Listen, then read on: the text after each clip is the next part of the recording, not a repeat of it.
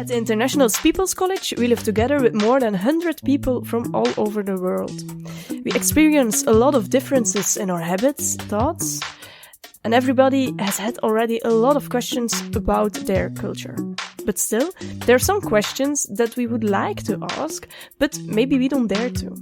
Let's listen to the answer on those interesting, funny, but sometimes inappropriate questions. For this episode of That's a Good Question, I invited 3 very interesting Danish IPC students. In front of me there's Annie, a 19 years old enthusiastic student with a lot of travel experiences all around the world, but now she lives in Copenhagen. Good morning, Annie. Good morning. And then next to me there's Daniel, an optimistic 24 years old student from Aarhus, the second largest city of Denmark. Good morning, Daniel. Good morning. How can I say it in Danish? Good morning. Godmorgen. Good morning. Okay. I had my first Danish lessons with Yael, but there's still a lot of work. And then our third guest today is Ole. He's a therapist, and with his 60 years, he's the oldest student of IPC, but very well known at IPC, very kind to everybody. He comes from Odense. Do I pronounce it right?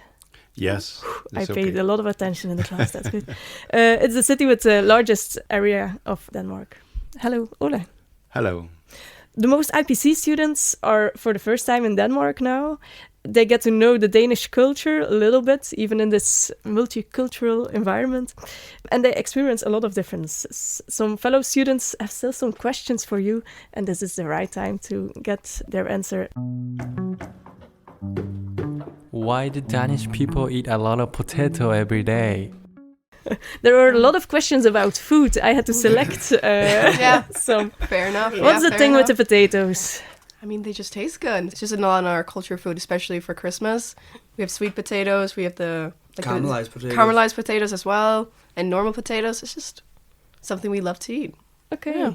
What's your favorite kind of potato? Honestly, it's probably just like a normal potato, but with like especially Christmas, like Christmas gravy. Like it is so good, like a thick brown sauce. It makes it so much better. I also like the normal potatoes, but I eat always potatoes. My favorite potato is probably the caramelized ones that you eat for Christmas. They just taste so good. I can't explain it. And the whole feeling of Christmas is there. Yes, exactly. It's just so hyggeligt, you know? It's just, I love it. Yeah, perfect. Mm-hmm. There's the hygge, exactly. Considering the political and economical state of Denmark, how can we comprehend that everything is so much more expensive here than in a country like Belgium or France? I think it's just usually like the cost of living is high, but like the salaries and wages are also high, so it kind of goes hand in hand in that sense. It's the same as like Norway is way more expensive than Denmark, so we have the same relation, but they have way higher salaries as well. So I think it's just like that thing that continues, that if the locals get a very high salary, the groceries and stuff like that also gets like a high price. Mm-hmm. And then if you're coming from a foreign country and your local salaries and wages aren't as high, like on average, then average goods and services seems more are relatively way more expensive. Yes. Yeah. And I always say, pay your taxes with a smile. So we have so many things that is free here. We have a good life here in Denmark, so we have no problem to live here. We make more money and we pay more taxes, so it's okay. Yeah, I was surprised that the education here is like going to university. Yeah, you get money for it. You get paid for it, exactly. Paying a lot for it. Yeah. But that's because of the taxes then. Yes, it's expensive, but also because of quality of life is also higher. That's why it also costs more just to live here, because we have so many good opportunities. We don't have much of homelessness because the government cares about the people, and that's why we also pay so much taxes. It's so the government can actually help us as a society and have that high quality of life. That's just how it is. Let's move on. A second question about food. So in Europe, when it comes to sushi, why do they have only salmon and tuna as a raw fish? Do you like sushi? I love sushi. It's one of my favorite. I don't like sushi. It's so good. Oh, it's so Yeah. good. Oh Yeah. no. What don't you like about sushi? Yeah, but it's only rice. It misses the We need to know about this. That's not only rice. I don't like this rice. So You should put crusted potatoes into it. yeah, maybe you'll eat the yes, sushi. it's okay. We have a lot of different fish here in Denmark, but the most popular in the moment is this salmon, and the reason is very easy to make it in this dambrug. And I also think one of the reasons is like a lot of foreign foods get simplified. Salmon is probably like the easiest fish, and maybe tuna as well are like the easiest fish to like start eating, like in general for people who's not that into fish. So when Japanese people come and want to like sell their food, they always try to adapt to, okay, what do the locals most likely to eat, and what would they find pleasant.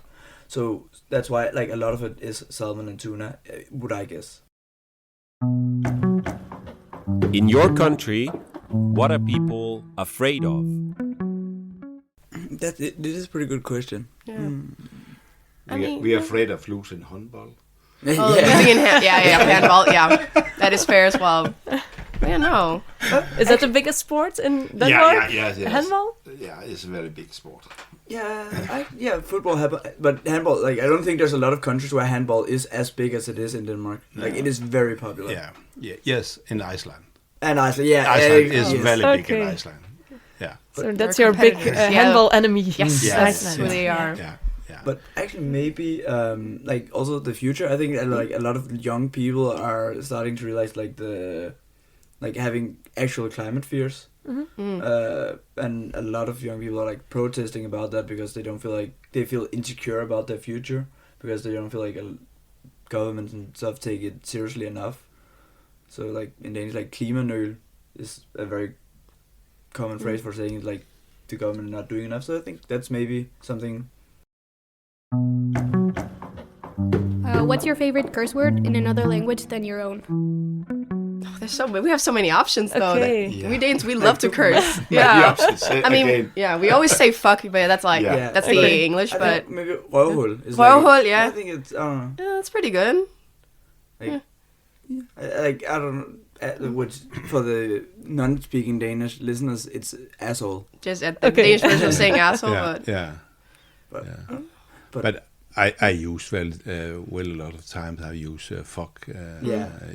So that is definitely the most it's common. part of our language Okay. now, basically. You say Yeah. fuck to everything. yeah. I speak Spanish, so I love to say pendejo, puta pendejo, Yeah. che, huevon. You know, like these are really good Spanish expressions. I love them. They're so good. Also. Yeah. Maybe a question Bitch, of myself. fucking What's bitch, your yeah. favorite word in Danish? Okay. Well, technically for me it's pusseløjerlig, but it's not. You wouldn't find it in the dictionary, but I personally use it a lot, which just means strange. It's a like cute kind of like strange. Okay. Pusseløjerlig. Pusseløjerlig. I remember from my young time, knæhøj karse. What's that? Yeah. Oh, I know And that. I have used it a lot this time. I use it many times. but it means okay. Yeah. Well, I wouldn't say I have a favorite word in Danish, but I do like to say "hulkul med fløde" just to annoy other people that don't speak Danish because it's so hard to pronounce. Hulkul med fløde. Hulkul med fløde. It's a and it's a Danish dessert. Yeah. But Okay. it's, Yes. Which conversation topics make people of your country feel awkward? well, let's be In honest. Denmark, in In general. Denmark, it's immigration. We are very closed off to those kind of topics or talking about it because there's a lot of restrictions. Yeah. Okay. People don't really. No, I gotta disagree because I don't really see a lot of people who are uncomfortable. I think most people are pretty comfortable voicing. Oh their yeah, okay. opinions In about their it. very racist like, ways. yeah, in the like, actual like- conversation, they are not that civil. They're quite racist about it. They're very against people coming to a country, especially from the Middle Eastern countries. The Danes are scared of immigrants like taking over their culture or like changing it. Because Danes, we've always been a pretty white country, right? It's not a lot of diversity. but it's more diversity has come after these last like decades. But things are still very, how do I say it, resistant to change still. Maybe like, I think people usually keep like a topic is people usually keep family life pretty pretty like secret or like, you maybe that like people don't talk that much about like family life outside of like just try and keep it that kind of separated from it, but and that's like you really have to get close to people before they open up about. Danes are pretty private people. It's hard to really get to know them in that sense. That is why there's only like 5 Danish people at IBC.